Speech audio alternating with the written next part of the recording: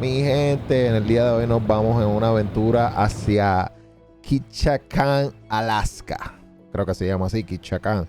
Y vamos a visitar una islita pequeñita que pertenece al National Rainforest. Es uno de los parques nacionales más lindos de Alaska. Vamos a visitar una pequeña isla que, bueno, no es para el público. Hay que ir en un botecito, un raft, para poder accesarla, y nos vamos aquí con Captain Mike y él nos va a demostrar el camino hacia la aventura. Aquí su camarógrafo Emanuel. Vamos bajando la rampa, vamos a asegurar que todo esté bien, no se mueva nadie. Si te das las narcas no te muevas. Aquí Damari nos está obstruyendo la vista.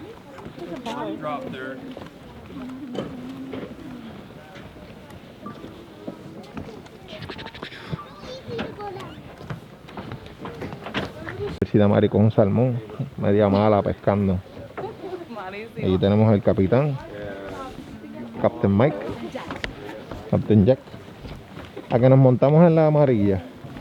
Oye, esto me huele como que la misma gente, ¿verdad que sí? Sí, yo creo que son los mismos patos. No, ahora qué lindo está aquí, mi gente. Para que me graben. No te creo que te graba a ti. Las casitas que están para allá arriba, ¿las ven? ¿Las ven para las casitas de allá arriba? Qué linda. Dale para atrás. Y la presentamos metiéndose en la cámara. No te estamos grabando a ti, Damaris. Estamos grabando aquí. Estamos haciendo un documental de Discovery. Captain Mike aquí en nuestro Rafi. Nos vemos en el bosque.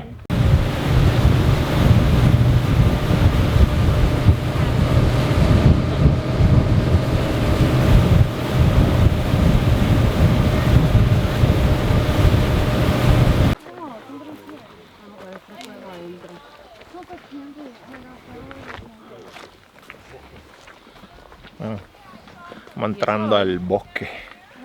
¿Qué tú crees, Damaris? ¿Está bufeado o no está bufeado? Vamos a ver. ¡Uy! Aquí no se vende nada. Sí, me di cuenta.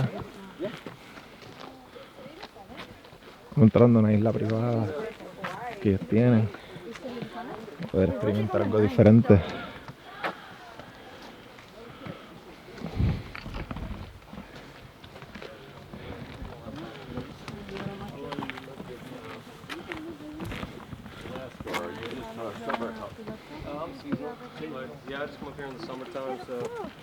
En resumidas cuentas, este es el National Rainforest de Tongass, que está ubicado en Alaska.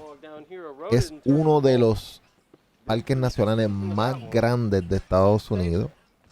Cubre 16.7 millones de acres. Que el muchacho no nos explicó mucho, pero yo me detuve un poquito más a leer y entiende para explicarle a ustedes, porque están viendo aquí un bosque y no saben de qué estamos hablando. Los árboles aquí son bien antiguos. Créeme, este lugar está súper hermoso. Si vienen para acá, tienen que obligado pasar por aquí. Aquí vas a ver ciervo, oso y el águila, que es como el icono nacional de Estados Unidos, el icono principal de la bandera y sale en todos los lugares. Aquí es donde más lo vas a ver. El bosque también juega un papel bien importante en la economía de Alaska, ya que proporciona recursos naturales como la madera, la pesca, el turismo. Sin embargo, también ha sido un objeto controversial debido a la explotación forestal de las construcciones de las carreteras que aún amenazan su ecosistema único.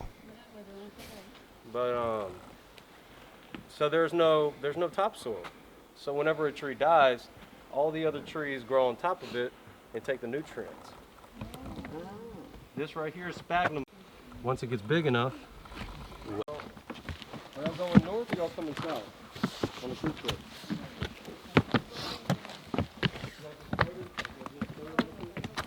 Well, that's one thing we noticed about Alaska, like food-wise. Eso no.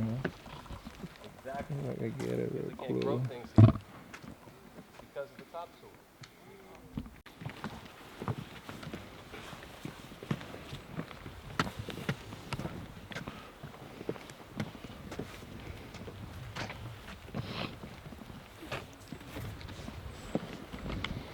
You like being on the balance beam, huh?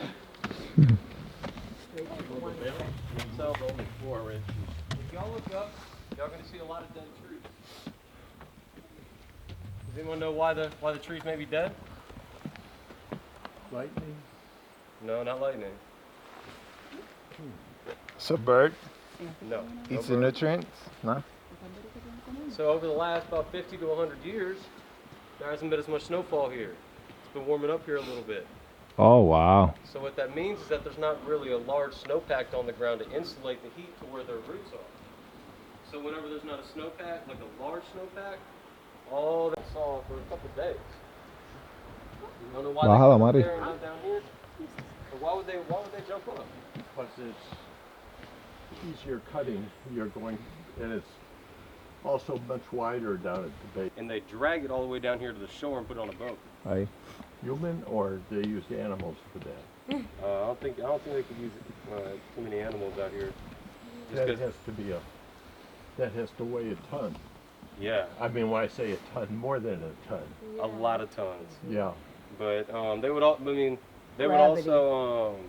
Whenever the invention of the chainsaws came around and made things a lot easier, you could just Yeah, cut it into you pieces. can cut it all the way like that. But no, they used to just sit there and drag it straight out. Cedar tree, western red cedar tree, and yellow cedar tree. You come in here and come do selective loss.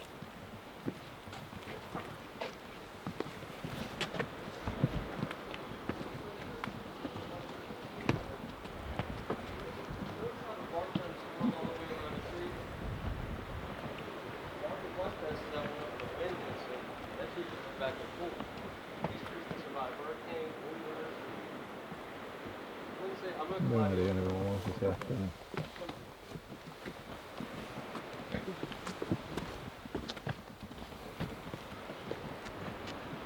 Tiene que traerme unos chupicucus para acá.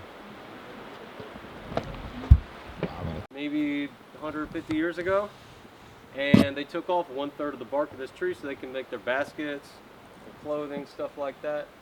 And now the tree still continues to live and grow. So, and it probably will for another 400 or 500 years. They can get up to be 1,200 years old. It's crazy.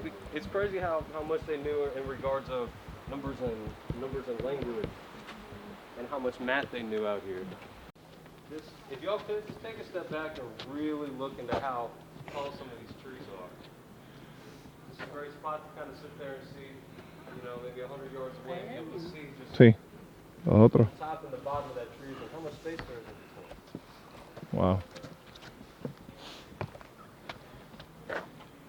Oh wait, there's another group. Oh, that's the other half. Hi guys. Aquí al final le voy a dar un bonus de un viajecito que dimos, que teníamos que ir en kayak, pero no pudimos grabar porque la cámara pues no tenía una GoPro y no nos dejaron llevarnos la cámara grande.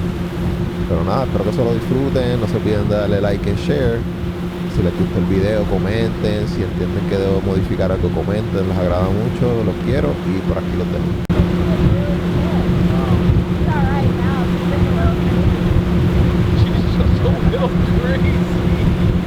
Yeah, because it does neurological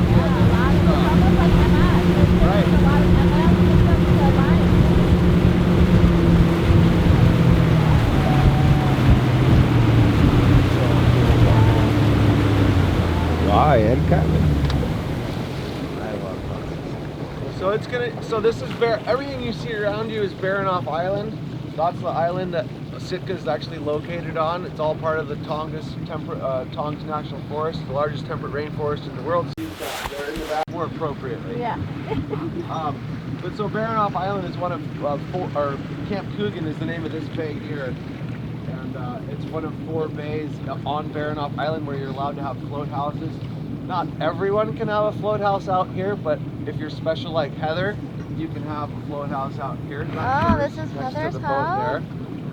Wow. That's the only reason I hired her too. Yeah. But, no, so yeah, it's one of 4 bays where you're, and it's like a permit system, and you go through the Department of Natural Resources through the state, and you can get into the bay here. So How much time do you spend at your float house?